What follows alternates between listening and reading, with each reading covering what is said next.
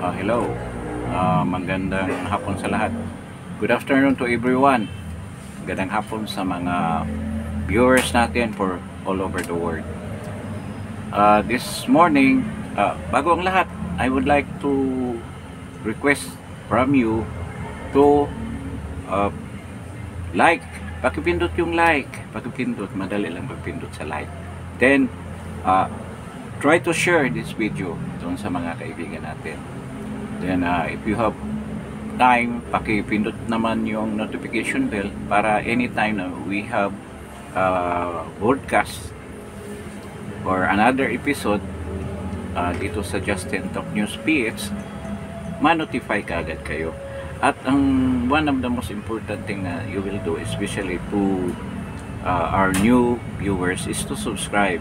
Paki-subscribe ka agad if you nandito na kayo sa channel na to.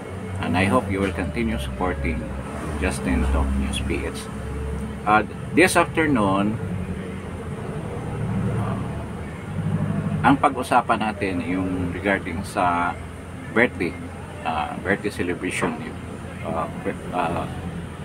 BP Sara. Actually, galing na siya sa loob ng detention cell with her mom, Elizabeth. So we will discuss about that.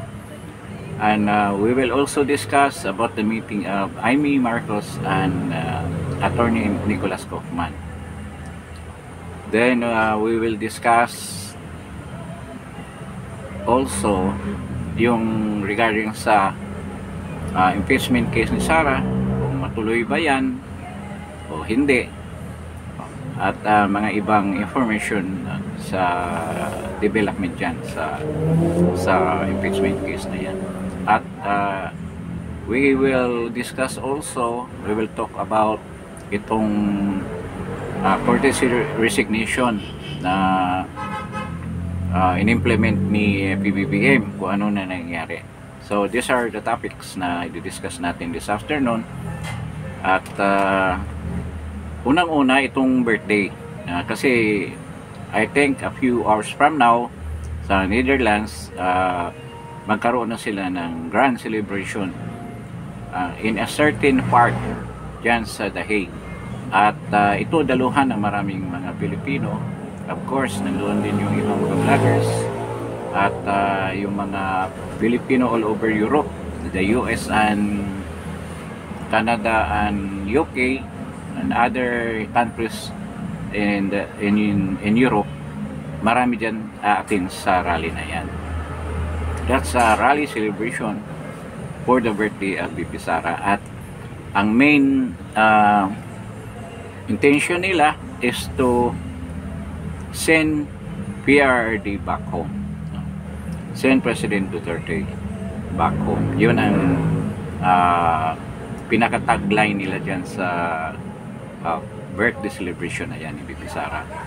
So si BP Sara galing na sa loob ng detention cell ni President Duterte, and kasama niya yung mami niya na si Ma'am Elizabeth Zimmerman Duterte, at nakapag-usap na sila doon sa loob.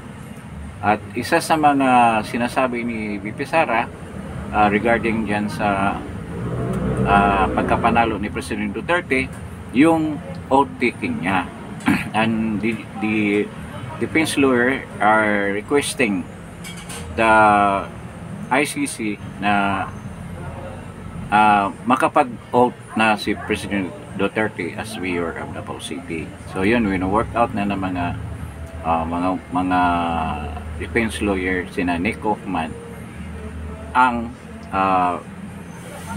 particular na yan na gagawin para naman officially magiging mayor ng Davao City na si President Duterte. So ang gift ni BP Sara isang Coke Zero lang. At sabi pa ni BP Sara, hindi daw ininom kaagad. So siguro in a later sa kwarto na lang daw inumin ni PRD. Yun ang sabi ni BP Sara. So okay naman si PRD. Then they talk a lot of things with regard to the family. At nandyan naman si Ma'am Elizabeth. So natutuwa rin ang ating Pangulo sa pagdating ni na BP Sara during the birthday of BP Sara. So yung paglabas nga ni BP Sara, she holds sa Duterte Park fronting the ICC detention cell across the street. Doon na sila ngayon lumipat, Duterte Park, at highly visible naman to doon sa mga dumadaan ng mga traffic. So nakikita yung ano nila, yung activity ng mga Filipino na sumusuporta para sa pagpauwi kay President Duterte. So she conducted lightning press con. Nandoon si Attorney Harry Roque na siya nag-moderate para doon sa mga question. So isa sa mga question na ni-raise doon regarding by a GMA reporter na 88% daw ng mga Pilipino gusto na matuloy ang impeachment dahil nga para maisiwalat ni BP Sara kung masagot niya yung mga accusations against her.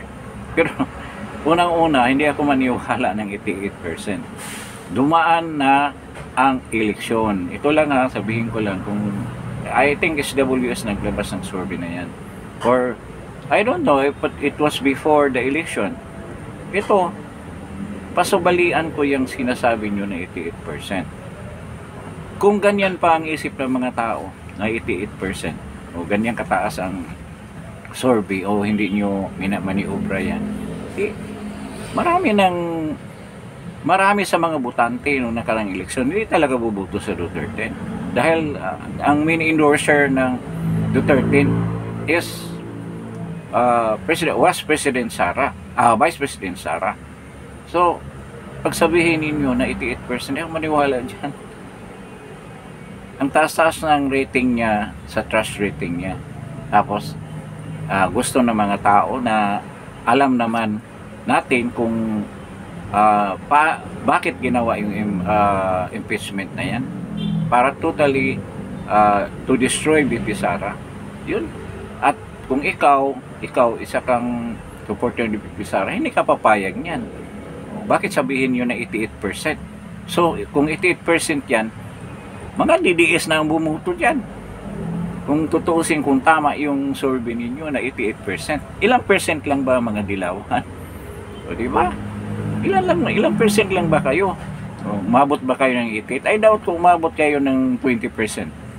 O, there was a survey before the election kung ilan ba ang pumapabor sa mga Duterte. Lumabas doon 45%. 45%. Ang kay Leni Robredo is 15%. Ang kay Bongbong percent is only 10%. So 25% na pagsama natin kayong dalawa. O dalawang kampo na against sa mga Duterte. 25% lang. Tapos may undecided na 25%. So 25% ang undecided. So ibig sabihin kung 78% yung bumoto na papayag sila na matuloy yung impeachment case na yan, mga DDS, mga supporter ng BP Sara na imposibleng mangyari. Kaya yan ang gusto kong ipaliwanag dyan sa survey na yan, na hindi talaga kapani-paniwala ang resulta ng survey na yan. Minamaniobra lang yan para umabot ng 88. Ibig sabihin 12% na lang ang hindi papayag na magkaroon ng impeachment nga sagutin ni BP Sara. Marami naman sumagot dyan. Alam ba ninyo, ang daming sumagot. Ako nga, sumagot ako dyan galing din sa BP Sara. Sino bang dapat sumagot dyan regarding sa impeachment kung talagang may violation? Di ba ang COA? Hindi pa nga final daw yung report sa COA. Tapos yun ang ginawa niyong basihan dyan sa impeachment yan. Na yan, with regard to the confidential fund. Hindi pa final. At marami namang linabas ang COA na result na walang red flag si BP Sara with regards to the use of her confidential fund. O yan ang katotohanan dyan. Kaya yung GMA reporter na yan, ang isa mo mga pinulot yan. Siguro doon sa balita ng SWS yata, I'm not sure, na 88% daw. O, sinagot din sila ni BP Sara. Ano sabi ni BP Sara? Mas okay sa akin yan para malinis ko ang sarili ko dyan sa kontrobersya na yan. So, maganda rin makapaliwanag siya. Pero hindi sa ganyang situation na idadaan ka muna sa impeachment. Okay, hindi kami papayag, hindi kami magkukumpiyansa na supporter. Hindi natin alam ano mangyari eh. Alam naman natin na wala talagang kasalanan si BP Sara with regards to that. Yan lang ang gusto nilang idiin para talagang maano si BP Sara. Magkaroon ng problema. Kung idaan natin yan, kung nangyari kay Corona, hindi natin akalain. Nung una, akala natin na maakwit si Justice Corona. Nung sa kalagitnaan, nagkaroon na ng mga may lumulutang na mga balita noon, alleged na talagang nagkasuhulan na, nagkabayaran na. At mismo si Jinggoy nagsasalita, kaya nga sumabit yun si Jinggoy na meron, tumatanggap sila ng halaga. Nung kapanahunan pa nga na yun, na bulgar yun, allegedly na si ang pinakamataas na tinanggap ay si Franklin Rilon, about 100 million. Sina Jinggoy 50, I think. Basta sila lahat yan. Ang hindi lang tumanggap si Miriam Defensor Santiago, Miriam Defensor Santiago, si Joker Arroyo, at saka si Bongbong Marcos. Siguro noon si Bongbong, masyadong maraming pera eh. Hindi siya tumanggap. I don't know kung anong posisyon niya with regard to the sabagay, magkalaban ang Aquino at saka Marcos kasi ito, pinag-initan si Corona dahil nga sa kasos ng Hacienda Loisita. Doon sa mga farmer, pinag-initan siya dyan na inalaw niya na ma-incorporate yung Hacienda Loisita, kaya pinag-initan siya, kaya nahati-hati eh. So ganon yun. Ngayon dito naman sa kaso ni BP Inday Sara, hindi natin alam, lalo na ngayon na bilyon ang hinawakan nilang mga pera. Sila may hawak ng pera dyan, power of the force nandyan sa Kongreso. Hindi natin alam eh kung sabihin natin kung 1 billion ang ibibigay para lang talaga matuluyan, posible. O ilan ba ang nawalang mga pundo? In billions na, hindi na milyon. Hindi na uso ngayon ang milyon-milyonan lang. Ang uso ngayon billion na. Kung ganyan, tingin natin wala kayang mag-ibang isip diyan. Kaya I prefer dito sa impeachment na to para walang kumpiyansa at talagang matuloy si BP Sara na maging presidente ngayong 2028. Hindi na talaga natin dapat ituloy yung impeachment na yan. Hindi tayo magkumpiyansa. Hindi tayo baka madisgrasya pa tayo dyan eh. Alam naman natin, yung iba, alam natin na maraming senador na mabuto sa kanya. Ilan na nga yun, 12. Paano na lang kung gagapangin na bilyon ang hawak-hawak na pang-akit? Paano na ngayon yan? Noon, milyon lang, ngayon bilyon na. Paano ngayon yan? Disgrasya tayo dyan. So, ma-disqualified siya kung makonvict siya sa impeachment na yan. Hindi na siya makatakbo. Malaking problema yan. Kaya, tama rin yung defense lawyer. Si BP Sara kasi, prinsipyo talaga yan, mga Duterte. Para sa akin, pwede na naman natin linisin yan, not through that hearing. Magbigay ka ng statement. Sa bagay, maraming beses siya nagbigay ng statement pero hindi pinakinggan. Hindi siya pinakinggan. Sabi niya nagbigay. Natural yan na hindi niya masabi yan kasi nasa posisyon yan at may batas na bawal ka magsabi ng state secret. Kasi kung ibulgar niya yan, bulgar niya lahat, ang mangyari niyan, pwede siya balikan dyan. State secret yan yung confidential fund. Sabihin niya, ito binigay ni kay yan, paulit-ulit na yan sinabi kahit na mga ibang supporter ni BP Sara.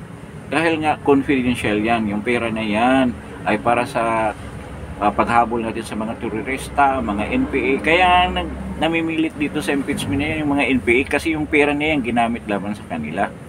Diyan lang kasimple. O yung pambayad ng mga safe houses, pambayad doon sa mga nag-squill, o yung nagsumbong na nasa loob pa ng kilusan ng NPA at mga teroristang rebelde dyan sa Mindanao. Alangan naman sabihin nila kung sino. Kaya pababasa mo dyan, alam nila yan kaso pinalaki nila yung issue na raw, ano ba yan, yung mga pangalan ng mga chichirya ang nakalagay. Alam nila yan kung bakit ganyan ang nangyari.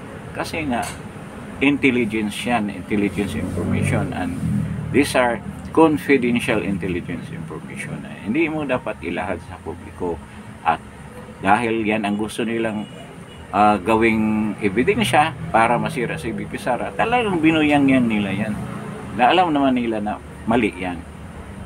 So, ito, ang gusto kong mangyari dyan sa impeachment, dyan pa lang, tama yung mga defense lawyer ni VP Sara.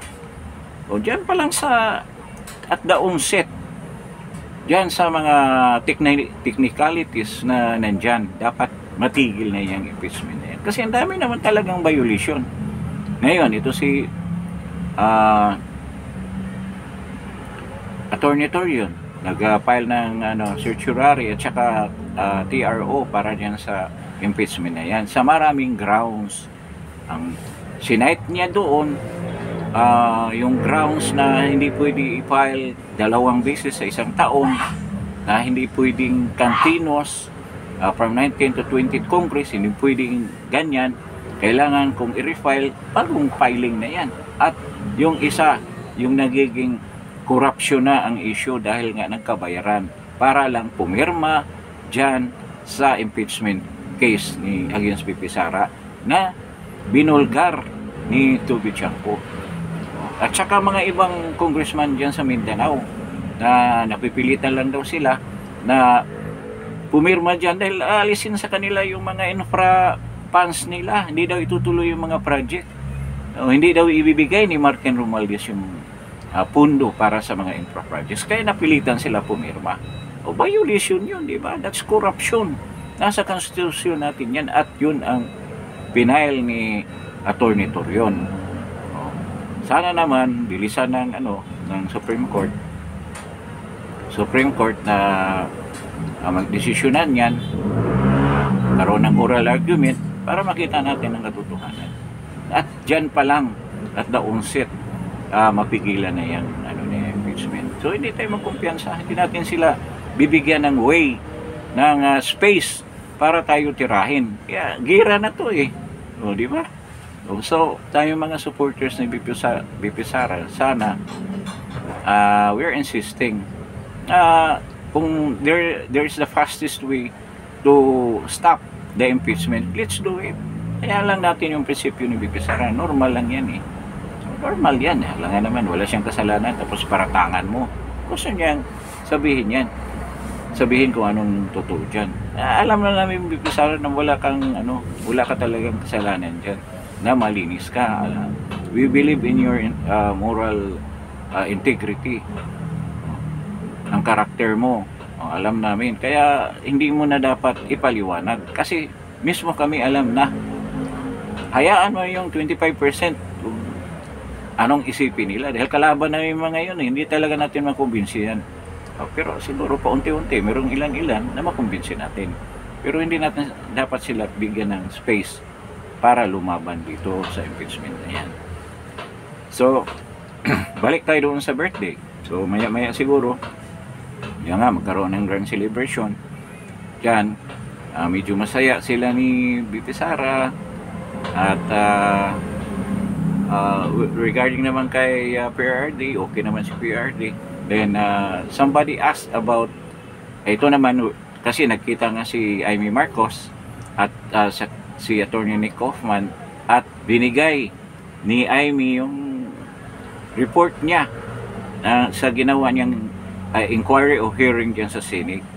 Pati yung, siyempre, yung niya, yung endorse niya sa ombudsman na ididemanda yung 4 o 5 doon, kasama Buying, sina Buying at saka si Tory. Yun, binigyan niya na makatulong na yan doon sa deliberation, doon sa hearing sa ICC. Kaya maging reference ni Attorney Kaufman yung binigay ni. Pero alam na yan ni Attorney Kaufman, narinig ko siya na pinakinggan daw niya yung report ni Amy Marcos during the hearing. So, alam na niya yun, pero hawak niya ngayon ang pinakadetalye doon sa investigation ni Amy. So, nandoon yung detail talaga kasi may timeline yung kay Amy. Kung kailan nagsimula, 2023 July o 2024 July, ganyan-ganyan, hanggang umabot na dito sa pag-aresto kay President Duterte. Paano the series of events that are interconnected between each other hanggang dumating dito. At talagang there was a grand plan para hulihin si kikidnapin si President Duterte. What we call it? Rendition ang ginagawa. Extraordinary rendition. Ganyan ba yun? So, ganyan nangyari.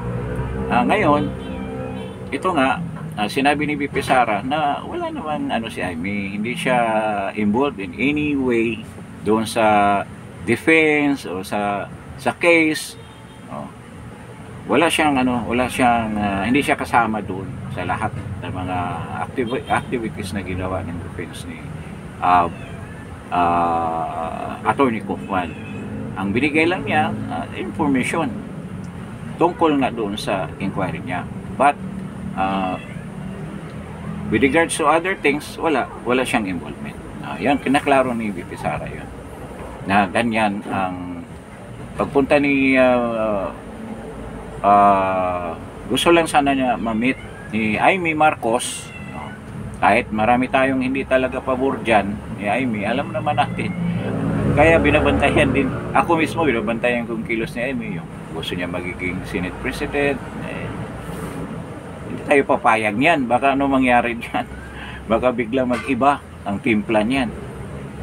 Ngayon, dito sa pagbisita niya, okay lang yan. Siyempre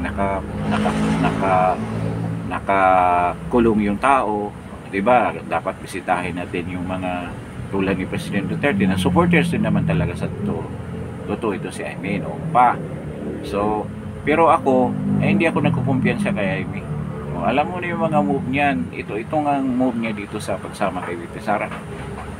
One way of parang linisin niya ang pangalan ni BBM na ang mga Marcos na totally sira na.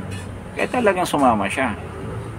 Sa bagay, gusto nga makausap ni Amy si President Duterte, siguro isa sa tingin ko magsusuri yun. Sorry sa nangyari. Yan naman talaga. Dahil nga siya mismo aminado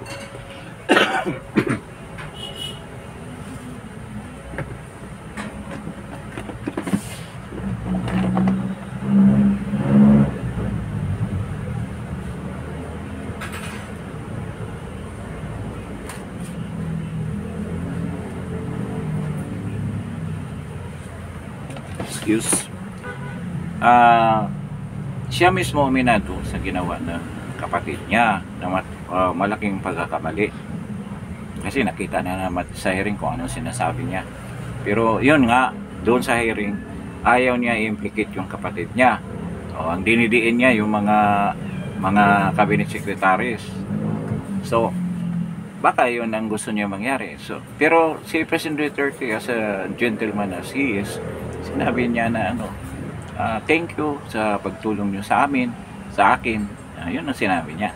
Nagpapasalamat si President Duterte at sa pagdalaw ni Amy Marcos kay President Duterte. Ganyan ang tamang galaw ng isang presidente na nagre-respeto kahit kanino. Alam naman niya ang galaw ni Amy, pero nandyan gustong tumulong.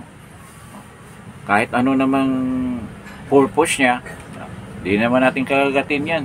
Kaya yung sinasabi ko na hindi talaga ako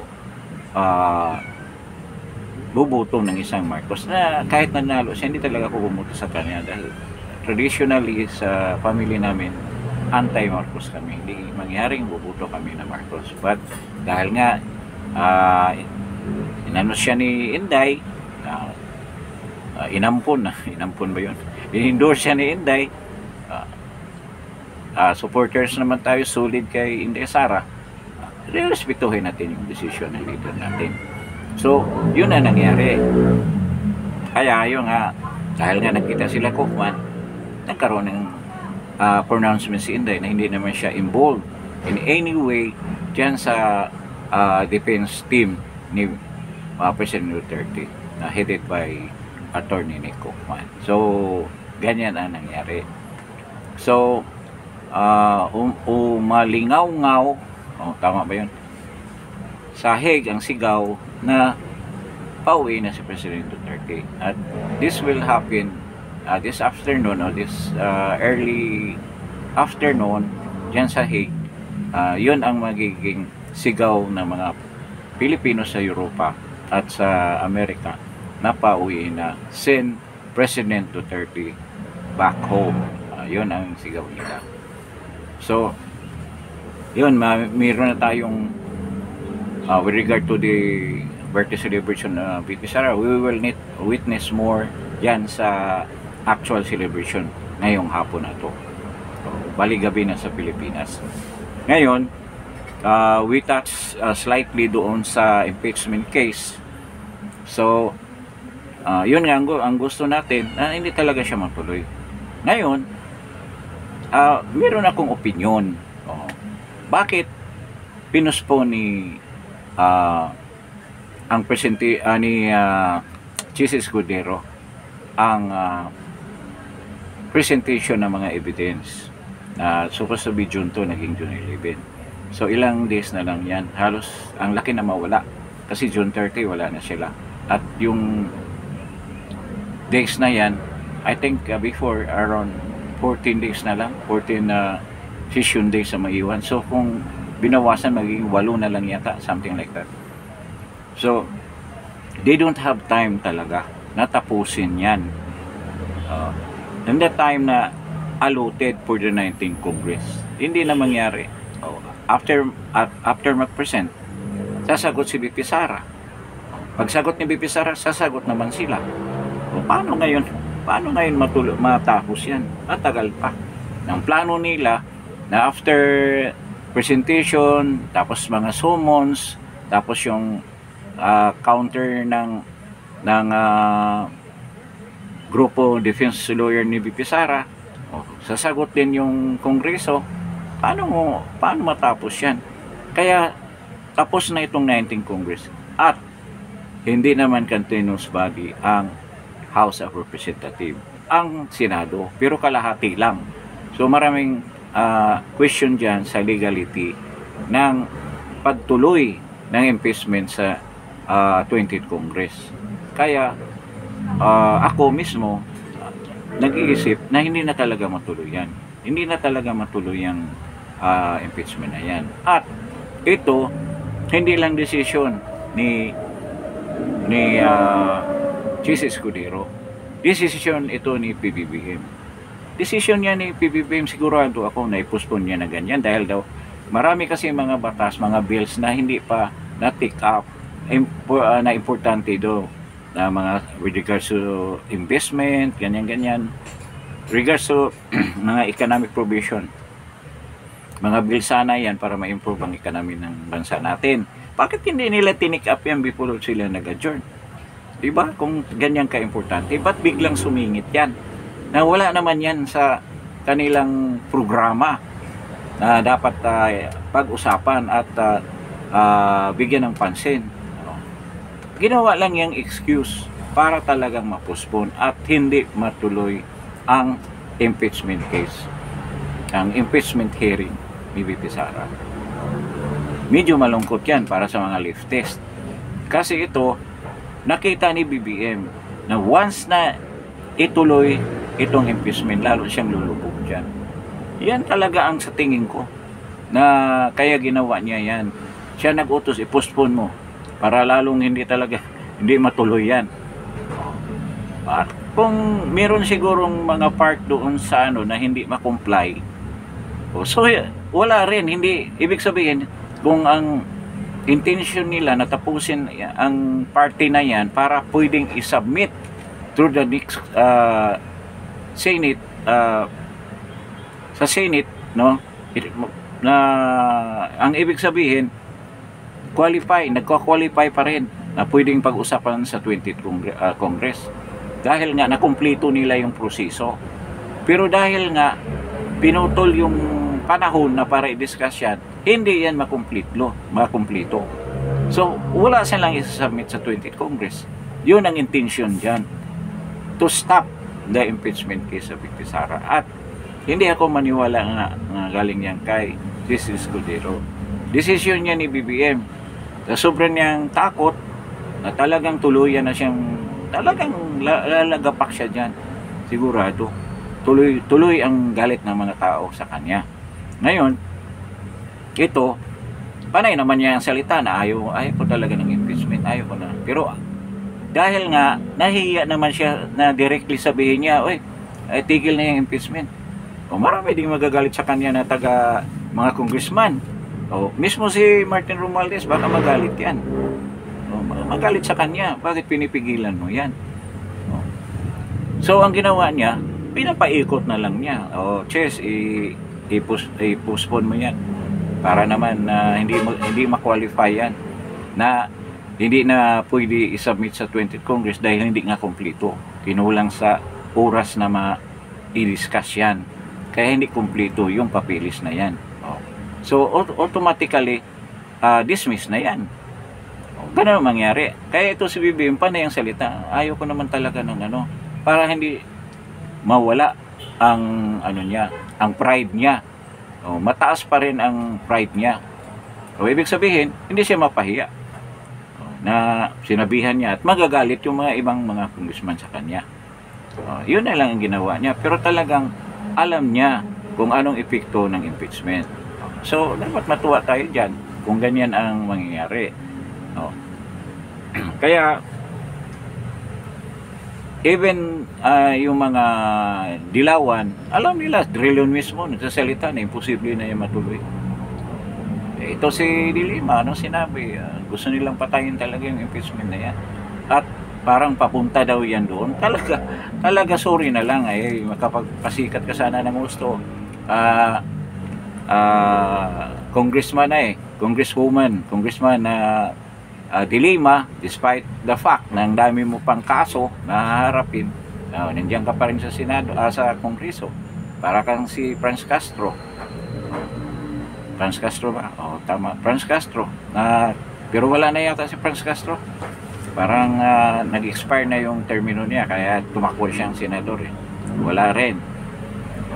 So yun ang dyan, ang mangyayari dyan sa impeachment case ni VP Sara. So ngayon, ano kayang binabalak ni BBM? Ano kayang binabalak?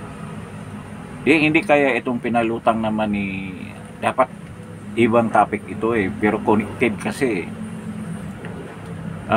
Pinalutang ni Browner na meron daw kudita, meron nagbabalak ng mga sundalo na maglo-launch ng kudita.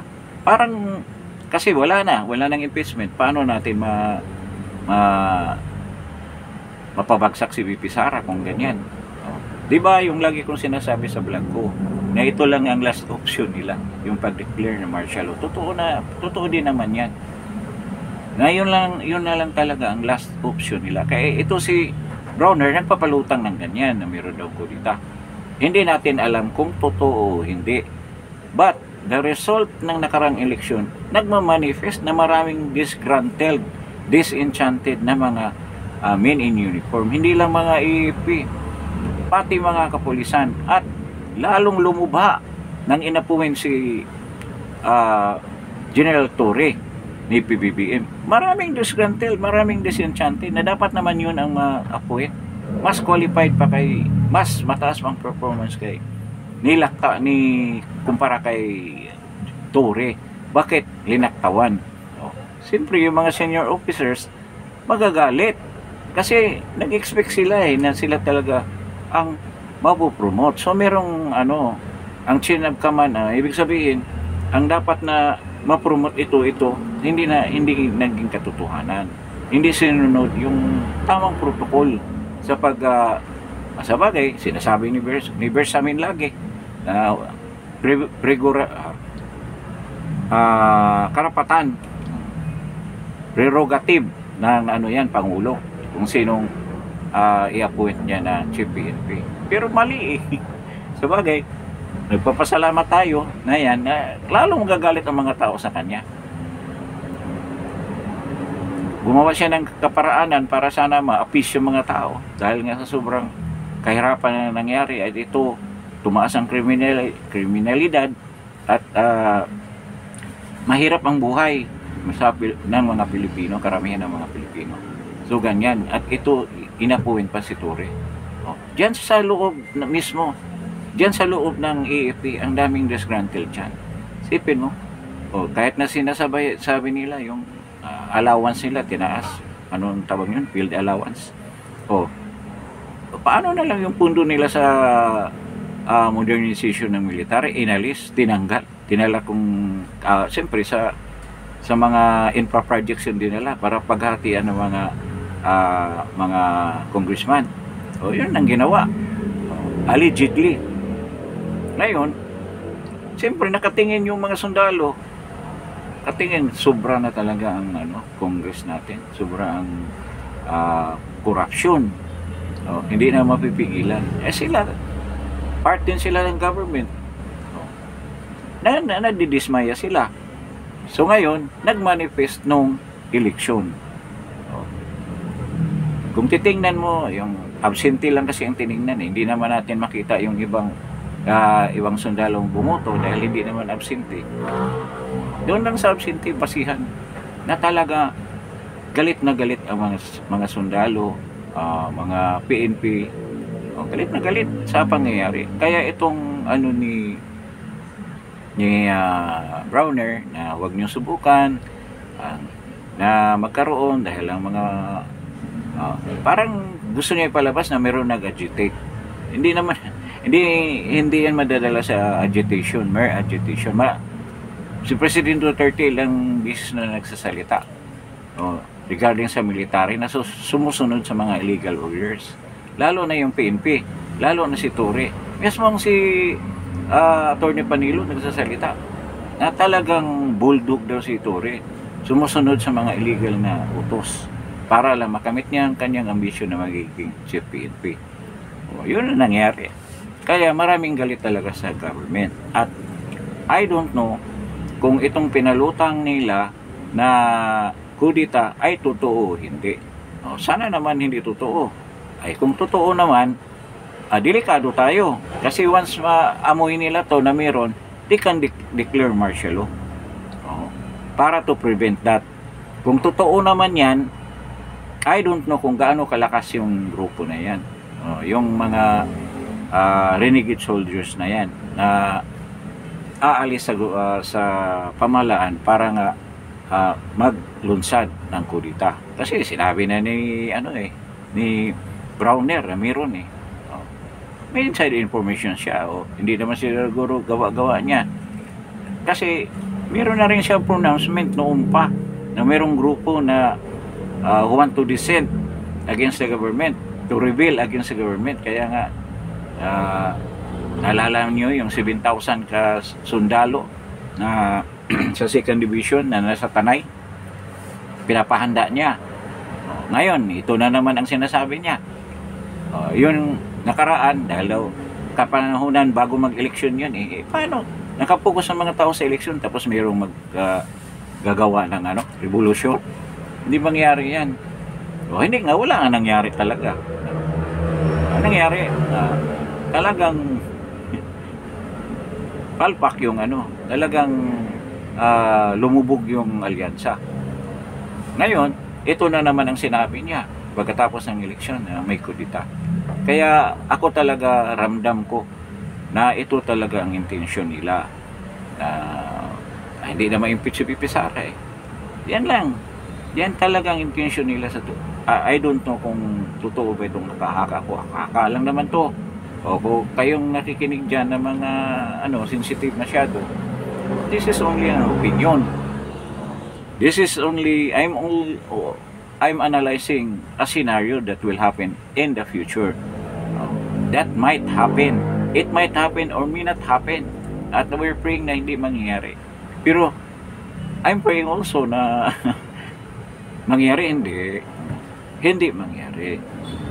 So, kung i-implement nila yan, merong talagang mga renegade soldiers na will attempt, sigurado ako mag-declare martial law.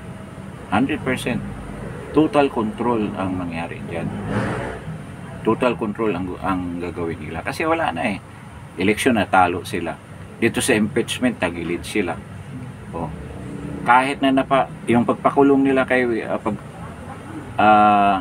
surrender nila kay President Duterte, akala nila successful. Unang-una yung pag-impeach ni VP Sara, palpak ang ending. Hindi ganyan ka-smooth ang nangyari. Kahit hindi pa nagsimula ang kaso, wala na. Umubog na yung impeachment case. Ngayon, yung pagpakulong ni President Duterte, ang pagdala sa ang pagkanulo ni President Duterte, hindi smooth. Tagilid sila dahil mayroong issue of jurisdiction. At parang ito ang maging dahilan na magkaroon ng interim release ng President Duterte. Magkaroon ng interim release. Maraming nga nakakaaka eh. Baka na sasabay ito pag-uwi ni na VP Sara at ni Ma'am Elizabeth, si President Duterte. Napakaganda siguro, no? Kung mangyari yan. Di ba? So, kung yan na lang, kung mangyari yan, lalo silang lulubog talaga. Lalong mapatunayan kung anong nangyayari. At ako, isa sa mga sasabihin ni President Duterte, kakalang to na talagang he intended pala to do that, na talagang harapin yung para darating sa ganitong resulta. So anong resulta? Kahit na hindi sabihin natin hindi nanalo lahat na Duterte, pero talagang lagapak yung alyansa. Nabasag ang alyansa. Nakita natin. At lumabas ang galit ng mga tao. Ilagay natin, hindi kinidnap si President Duterte. Mananalo kaya sina Marcolita. Baka tagilid pa sina Bongo at saka si Bato de la Rosa. Kaya yung ginawa ni President Duterte is a plan move. Lagi kong sinasabi yan, plan move yun. Bakit hindi ba niya kaya gagawin yung ginawa ni Harry Roque kung gustuhin niya? O yung punta na lang siyang China, Hong Kong na yun eh. At yun ang information na nakuha ni Anyo. Kasi Anyo ang nagmonitor sa kanya eh. Yung pala yung insider dyan. General Anyo magkakilala tayo, pero yun ang sabi, yun ang balita eh. So, ngayon, kung nag-asylum siya sa China, sina Xi Jinping, sigurado tanggapin yun at protektahan, pero hindi niya ginawa. Dahil kung hindi niya tulungan si VP Inday Sara, ano na nangyari kay VP Inday Sara? Kung hindi ganyan ang nangyari sa kanya, na nakidnap siya. O walang mapupuntahan ng mga tao, walang mabigat na reason na mga tao ay magwala. Siguradong matatalo eh. Umaapaw yung pera ng alyansa eh. Talagang matatalo kasi there is no, anong tawag nito, gathering point. Hindi gathering point eh. Yung pinaka main na sigaw ng mga tao, yun ang sa nangyari kay President Duterte at kay Inday Sara. At yun ang pinakamalaking blunder ng ginawa ni PBBM na gusto niyang ayusin ngayon. Blunder after blunder. Pina-impeach si Sara February 5, February 4, sinundan kay President Duterte. At yan ang utak, allegedly, ng mga Rimulya. Sumunod si PBBM. Si utak na nagibo yan eh. Ano ngayon? Supalpal kayo. Kasi kung hindi pa na talaga nakidnap si President Duterte, nadala sa hig, mahihirapan talaga ang Duterte. At hindi ganyan ang maging resulta ng eleksyon. Yan ang katotohanan. Lumipas na yon, kung i-analyze natin, tama yung ginawa ni President Duterte. At ito, siguro alam na niya na may lusot ito dahil wala nga yung jurisdiction. Kaya talagang, sige, sama tayo. Sila ni ES Miguel Diaz, sumama diyan sa aeroplano. Punta sila doon. Alam niya, labanan natin to. Maganda rin yung ginawa niya kung mapawalang sala siya dyan o ma-interim release man lang siya before ng confirmation hearing doon sa mga charges sa kanya ngayong September. Kawawa ang rehime ni BBM. Talagang tuluyan na siyang maging lame duck. Wala na maniniwala sa kanya. Ito, kung makauwi si President Duterte at hindi matuloy yung impeachment ni Pizarra, ano mangyari? Ano mangyari? Huwag mo sabihin yung mga ano dyan, mga congressman at mga senador, papabor pa rin kay BBM. Pupunta pa rin sila doon. They are not thinking about their political future. Ano mabigat sa kanila? Si BBM, kahit nasabihin mo may pera, or their political future, na in the future, meron pa silang pag-asa na makakurakot pa rin ulit. Palit-palit lang ng partido o kinakampihan. Ayun naman ginawa nila. Galing sila sa PDP. Sila Dong Gonzales ang magaling yan. Si Tolentino, lalo na si Tolentino, galing kay Pinoy yan eh. Palipat-lipat yan. Si Abalos, di ba MMDA yan ni President Duterte. Ganyan lang ang politika eh. So, kung mapauwi si President Duterte at hindi matuloy ang impeachment ni Pizarra, magpapanik yung mga yan at yun ang mangyayari. Kaya wala silang ibang option. Ito last option na yung pagdeklara ng martial law. Haka-haka lang yan ha. That's we are playing scenario na posibleng mangyari in the future at I hope na hindi mangyari. So kung total control na, dahil nga martial law yan eh, katulad baka mas malupit pa nga sa martial law ni FM eh, yung nangyari nung FM senior. Abutan namin yun, grabe yun. Di pwede mahabang buhok nun, gupitan. Paano na lang kung sa banda ka nagtatrabaho tulad ko, mahirapan talaga. Hindi uso ang maiksing buhok nun. Ang lang, rolling, lahat na banda nun mahabang buhok. Kaya kukuha ka pa ng permit galing sa krami. Yun ang ginawa namin. Para may reason ka. Pero kung matsambahan ka ng Metrocom na medyo malupit at lasing, yan sa kanto ng top, yari ka talaga. Ipapakain pa sa iyo yung papel na pakita mo, permit mo, ganyan kalupit. Kaya kami, pag may makita na kami Metrocom, yung nila, patrol car nila, takbuhan ka agad, o magtatago dyan sa mga kanto-kanto.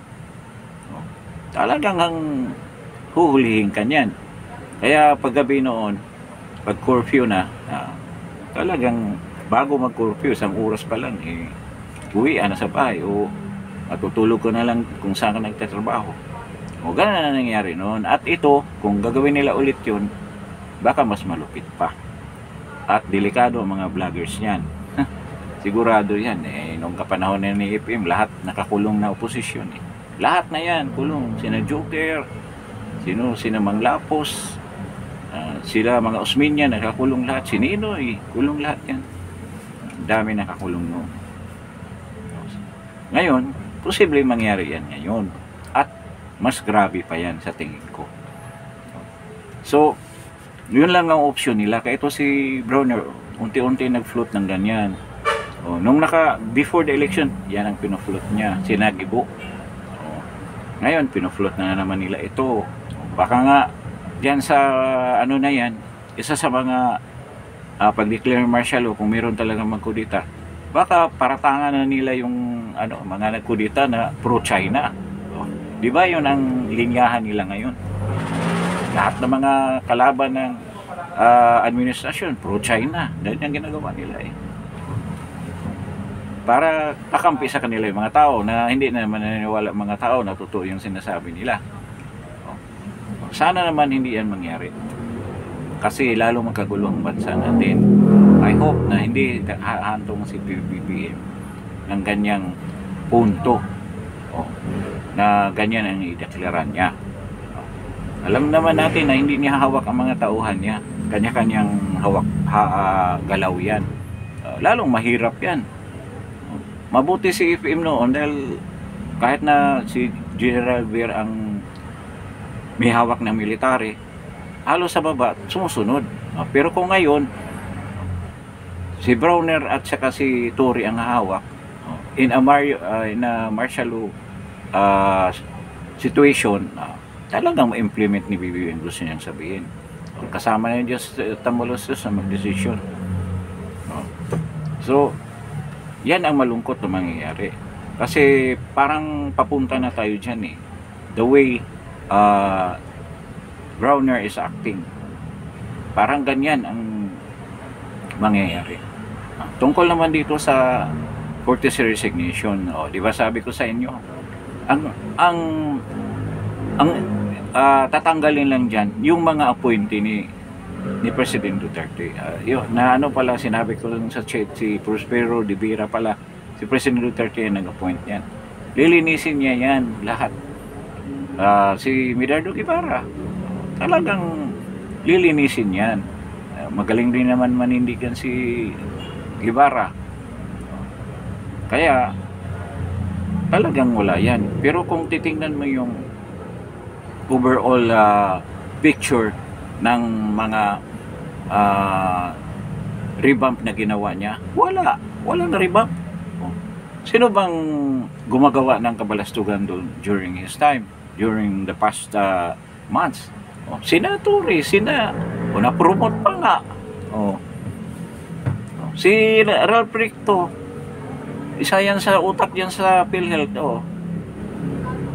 Pinoprotektahan kagad ni Bersamin na talagang dininay yung acceptance ng kanilang resignation, yung apat, si Balisacan, si Mina, saka may isa pa, yung sa ano yata, yung sa COA. Sinabi ka agad, yung ba ang intention na magkaroon talaga ng matutuhanang revamp yung administrasyon mo para in the next remaining years nagkaroon ng effective na government tayo na ginagampanan yung mga dapat gampanan ng mga development projects at mga increment doon sa mga benefits para sa mga tao, lalo na yung mga nangangailangan, dahil maraming tao natin na yon, mga Pilipino na under poverty, meron silang involuntary hunger na sinasuffer. So, hindi na mangyayari yan kasi the same, paano mag-iiba yung sila pa rin ang humawak ng mga agencies nila. The same, hindi yan maka-implement ng totoo dahil mahina yung leader eh. Kaya useless yung revamp. Tama yung sinabi ko naman. Walang mangyayari dyan. Ano lang yun, for sure lang, papakitang tao lang na may ginagawa siya na wala naman talaga. So, we're expecting na ganyan mangyari. Sa political side, mga worst scenarios pa makikita natin. Mga malulubhang violation against human rights pa makikita natin dyan. At ang isa lang natin, hope na mapauwi kagad si President Duterte. At with the development ngayon sa kaso ni President Duterte, parang mapapauwi siya based doon sa jurisdiction. Na walang jurisdiction ang ICC over the Philippines. So, magkaroon siya ng interim release. I don't know kung mapauwi ba sa Pilipinas or with other country na member ng ICC. I hope na maliwanagan ang isip ng mga judges ng ICC at they can make the right decision. At ito, ang pagpauwi at pag-dismiss ng kaso ni President Duterte. So, marami na tayong na-discuss. Yung ibang topic, sa susunod na lang siguro natin i-discuss. Medyo mahaba na itong discussions natin in this episode.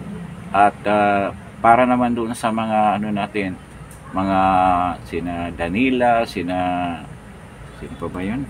Ang daming subscribers na nandyan lagi sa isip ko, napapasalamatan. Hanggang ngayon hindi ko pa magawa-gawa. Kasi wala akong laptop, yun ang problema. At saka, pag may laptop ako pero hindi white siya, gusto ko black ang screen. Kasi hindi ko makita yung kung meron namang comments hindi ko gaano mabasa. So, kailangan talaga wide siya na black screen. So maybe sa susunod na mga vlog, magpapasalamat naman tayo doon sa mga regular subscribers natin. Some of them are vloggers also.